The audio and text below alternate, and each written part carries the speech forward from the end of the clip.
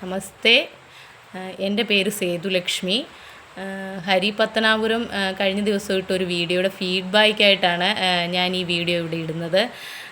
അദ്ദേഹത്തിൻ്റെ വീഡിയോയുടെ ക്യാപ്ഷൻ എന്ന് പറയുന്നത് ജൂലൈ 5 ലോകം ഞെട്ടുമോ എന്നതായിരുന്നു.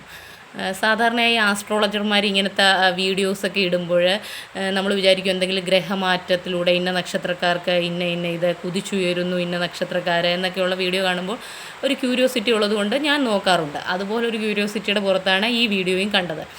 അത് കണ്ടപ്പോഴാണ് മനസ്സിലായത് നമ്മുടെ ഇപ്പം സോഷ്യൽ മീഡിയയിലൊക്കെ വൈറലായിക്കൊണ്ടിരിക്കുന്ന ജൂലൈ 5 4/18 ലോകത്തെ ഞെട്ടിക്കുന്ന ഒരു ദുരന്തം നടക്കുമെന്നുള്ള വാർത്ത സോഷ്യൽ മീഡിയ പ്ലാറ്റ്ഫോമുകളിലെല്ലാം നിറഞ്ഞു നിൽക്കുകയാണ്. ആ ദുരന്തത്തിൻ്റെ പ്രഡിക്ഷനെ പറ്റി റിലേറ്റഡ് ആയിട്ടുള്ള കാര്യങ്ങളാണ് അദ്ദേഹം അതിൽ പറഞ്ഞത്. ഒരുപാട് ഡീറ്റെയിൽഡ് ആയിട്ടൊന്നും പറഞ്ഞില്ല, എങ്കിലും അതിനകത്ത് ആ പ്രഡിക്ഷൻ നടത്തിയ വ്യക്തിയുടെ പേര് അദ്ദേഹം പറഞ്ഞത് എനിക്കത്ര അണ്ടർസ്റ്റാൻഡബിൾ അല്ലായിരുന്നു. ഞാൻ പിന്നീട് ഗൂഗിളിലൊക്കെ സെർച്ച് ചെയ്തപ്പോൾ ആ പ്രഡിക്ഷൻ നടത്തിയ വ്യക്തിയുടെ പേര് എന്ന് പറയുന്നത് റിയോ തത്സുഗി എന്നതായിരുന്നു. റിയോ തത്സുഗി എന്ന് പറയുന്നത് ഒരു ജാപ്പനീസ് റൈറ്ററാണ്. അവരൊരു മാംഗ ആർട്ടിസ്റ്റാണ്. Manga it's a style of Japanese comics ആണ് മാംഗ എന്ന് പറയുന്നത്.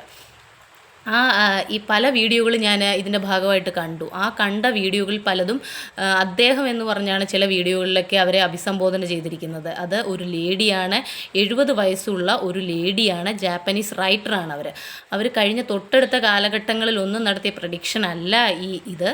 1999 ആസൈസ എന്ന അവരുടെ ഒരു കൃതിയിലൂടെയാണ് അവർ ഈ പ്രവചനങ്ങളെല്ലാം നടത്തിയിരിക്കുന്നത്. അതൊരു 15ഓളം പ്രവചനങ്ങളുണ്ട്.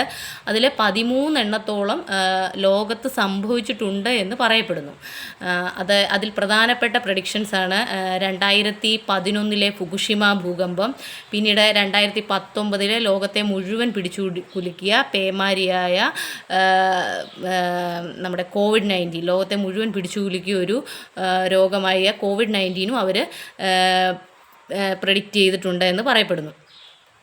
അവരുടെ ഈ പ്രഡിക്ഷൻ എന്താണെന്ന് വെച്ചാൽ 2025 ജൂലൈ 5 പുലർച്ചെ 4:18 ഫിലിപ്പൈൻസിനും ജപ്പാനും ഫിലിപ്പൈൻസിനും ഇടയിലുള്ള കടൽ തിളച്ചു മറിയുമെന്നും അതുപോലെ ജപ്പാനിൽ വൻ ദുരന്തം സംഭവിക്കുമെന്നതുമാണ് പ്രഡിക്ഷന്.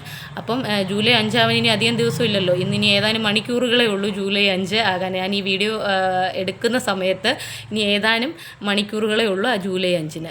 നമ്മളിങ്ങനെയുള്ള ദുരന്തങ്ങളൊക്കെ കേൾക്കുമ്പോൾ ആളുകൾ പാനിക്കാവുകയാണ്. പ്രകൃതി ദുരന്തങ്ങളൊന്നും നമുക്ക് തടയാൻ കഴിയുന്നില്ല എന്ന് പറഞ്ഞ് ഈ ദുരന്തം ഉടനെ നാളെ സംഭവിക്കൂ എന്നുള്ളതല്ല. സംഭവിക്കാതിരിക്കുക. അവരെ ഒരു ശാസ്ത്രീയമായ അടിസ്ഥാനത്തിലൊന്നും ഉള്ള പ്രഡിക്ഷനൊന്നും അല്ലത്. അവരുടെ ചില സ്വപ്നങ്ങൾ, ആ സ്വപ്നങ്ങളെ വിശകലനം ചെയ്ത് അവരുടെ ആസൈസോ എന്ന് പറയുന്ന ഒരു ബുക്കിൽ, ഒരു കൃതിയിൽ അവരിതെല്ലാം എഴുതിയിട്ടുണ്ട്. ഇങ്ങനെ ലോകത്ത് ഇന്ന കാര്യങ്ങൾ നടക്കുമെന്നുള്ള കുറേ കാര്യങ്ങൾ. അതിൽ 15ഓളം പ്രഡിക്ഷൻ നടത്തിയതിൽ 13 സംഭവിച്ചിട്ടുണ്ട് എന്ന് സോഷ്യൽ മീഡിയയിൽ ഓരോ വീഡിയോകളിലൊക്കെ അവകാശപ്പെടുന്നുണ്ട്. അതിൻ്റെ സത്യാവസ്ഥ എത്രത്തോളം ഉണ്ടെന്ന് നമുക്കറിയില്ല.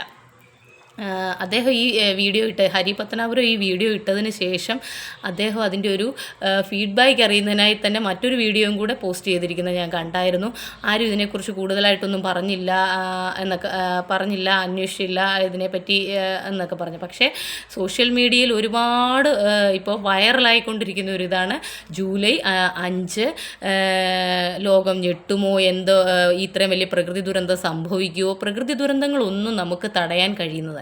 മനുഷ്യനിർമ്മിത ദുരന്തങ്ങൾ പോലും തടയാൻ കഴിയാത്ത നമ്മൾക്ക് പ്രകൃതി ദുരന്തങ്ങൾ തടയാൻ കഴിയുമോ? മനുഷ്യൻ്റെ പ്രവൃത്തികളാണ് പല പ്രകൃതി ദുരന്തത്തിനും കാരണമെങ്കിലും അല്ലാതെ ഒരുപാട് പ്രകൃതി ദുരന്തങ്ങൾ ഉണ്ടാകുന്നുണ്ട്. ഇത് നമുക്ക് ഇപ്പം ജപ്പാനിൽ സംഭവിക്കുന്ന ഒരു കാര്യമില്ലേ, നമുക്കെന്താണെന്ന് വീഡിയോ കാണുന്ന ചിലരെങ്കിലും ചിന്തിക്കും. സുനാമിയുടെ ഉറവിടം ഇതുപോലെ തന്നെ നമ്മുടെ രാജ്യത്തോ ഒന്നുമല്ല, എന്നിട്ട് തന്നെ നമ്മുടെ കേരളത്തിൽ പോലും ആ സുനാമിയുടെ ആഫ്റ്റർ എഫക്റ്റ് അനുഭവിക്കേണ്ട വന്ന ആളുകളാണ്. അപ്പോൾ പ്രകൃതി ദുരന്തം എവിടെ സംഭവിച്ചാലും അതൊരു ദുരന്തമാണ്. എങ്ങ് സംഭവിക്കാതിരിക്കാൻ നമുക്ക് പ്രാർത്ഥിക്കാം. ലോകാ സമസ്ത സുഖിനോ ഭവന്തു.